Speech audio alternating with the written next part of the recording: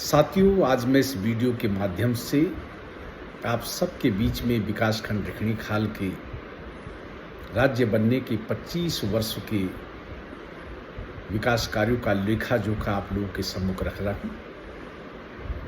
और सच में ईमानदारी के साथ कहा जाए तो विकासखंड रिखणी खाल में जो भी काम हुए उसमें 80% काम कांग्रेस सरकार के दौरान, और वो भी 2002 से 2007 के बीच में धुआंकोट विधानसभा क्षेत्र का रिखणी खाल विकास क्षेत्र का वो स्वर्णिम काल था जब उस क्षेत्र के विधायक राष्ट्र गौरव lieutenant general TPS Rawat ji थे। साथियों, राज्य बनने से पहले और जब प्रथम आम चुनाव से पहले सड़कों की बात करें तो मुख्यतः 4 सड़कें थी। जो मुख्य 4 सड़कें थी वो रिखणी खाल पानीसैन रथवा ढाब मोटर मार्ग, दुगड्डा रथवा ढाब हल्दूखाल मोटर मार्ग और चकुलिया खाल रिखणी खाल बीरू खाल मोटर मार्ग और चकुलिया खाल तारकेश्वर मोटर मार्ग। ये 4 प्रमुख सड़कें थी और 4 प्रमुख सड़कें जिनमें 1 भी किलोमीटर डामरीकरण नहीं था।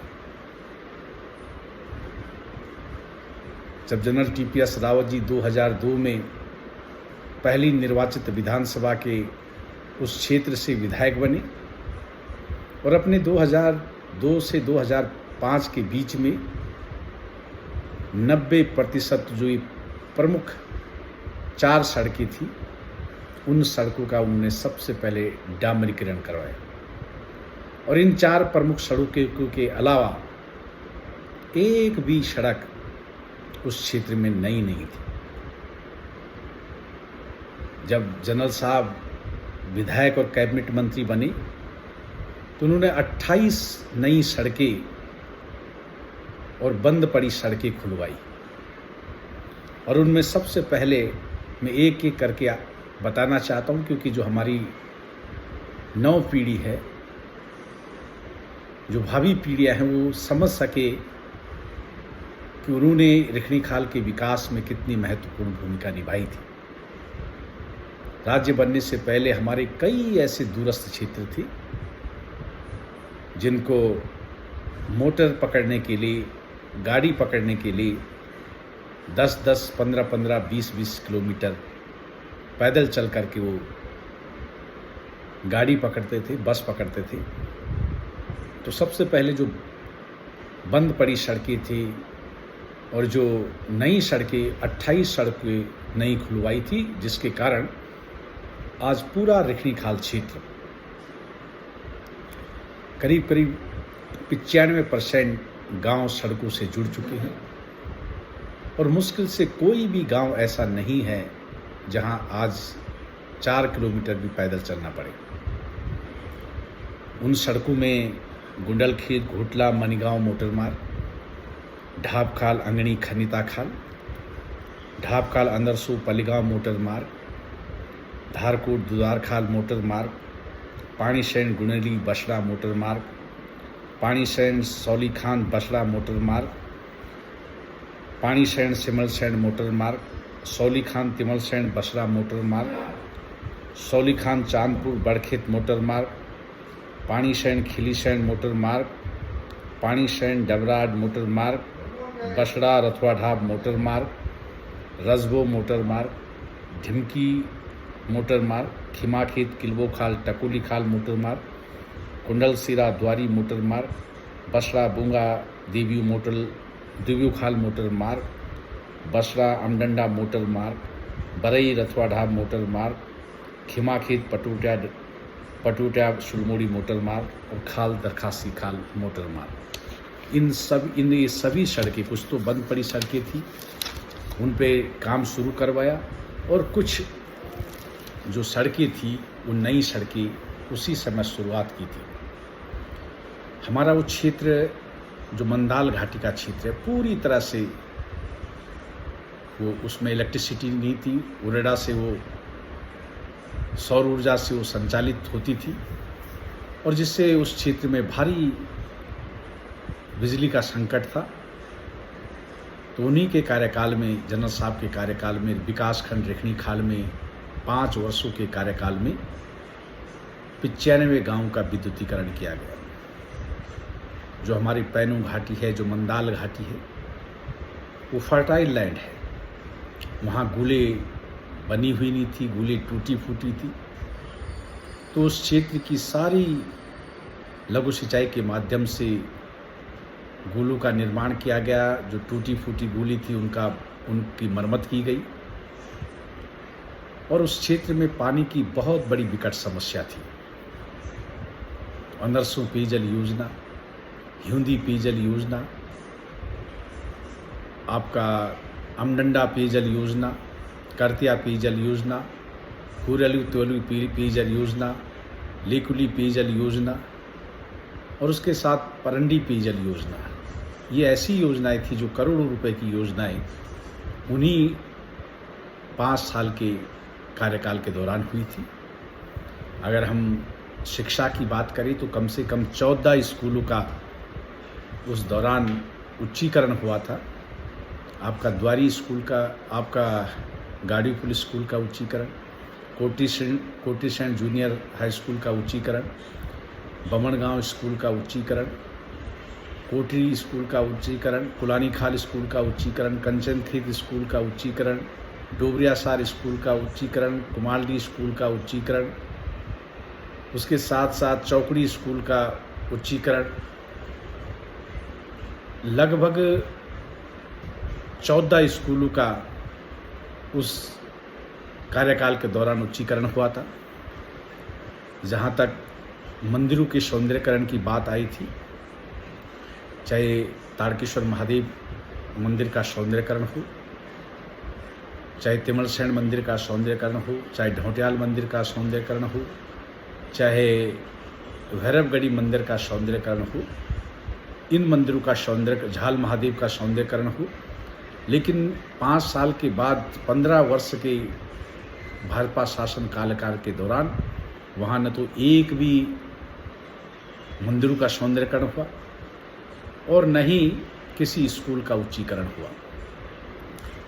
जहाँ तक स्वास्थ्य की बात हो तो ये जनरल टीपीएस रावत जी की ही स्वर्णिम कार्यकाल के दौरान, चाहे रिखणी खाल प्राथमिक हेल्थ सेंटर का कम्युनिटी हेल्थ सेंटर में उच्चीकरण हो, चाहे किलवो खाल प्राइमरी सेंटर नया बनाना हो, चाहे तिमलसण का हो और चाहे बडियार गांव का हो, ये उसी कार्यकाल के दौरान स्वीकृत हुई थी। उसके साथ साथ जो रिखणी खाल क्षेत्र हमारा कार्बेट नेशनल पार्क से उसका एरिया जुड़ा हुआ है, तो जनरल साहब ने सबसे पहले वहीं पे टूरिस्ट कन्वीनियंस सेंटर बनाया था और उनकी मंशा ये थी कि जो गेटवे है कॉर्बेट नेशनल पार्क का वो वहाँ से शुरू हो, रथवा डाब से शुरू हो और उसी के लिए उन्होंने टूरिस्ट कन्वीनियंस सेंटर बनाया था, क्योंकि वो भी कहते थे कि 2/3 हिस्सा कॉर्बेट नेशनल पार्क का हमारे क्षेत्र में है, लेकिन वो हमारे लिए अभिशाप है, जबकि रामनगर के लिए वो 1/3 हिस्सा होने के बावजूद वो वरदान है। और जनरल साहब ने इसकी पहल की थी, लेकिन उसके बाद किसी ने भी कॉर्बेट नेशनल पार्क को खोलने के लिए पहल नहीं की और उसके कारण वो जनरल साहब के ही कार्यकाल में ITI रिखणी खाल ITI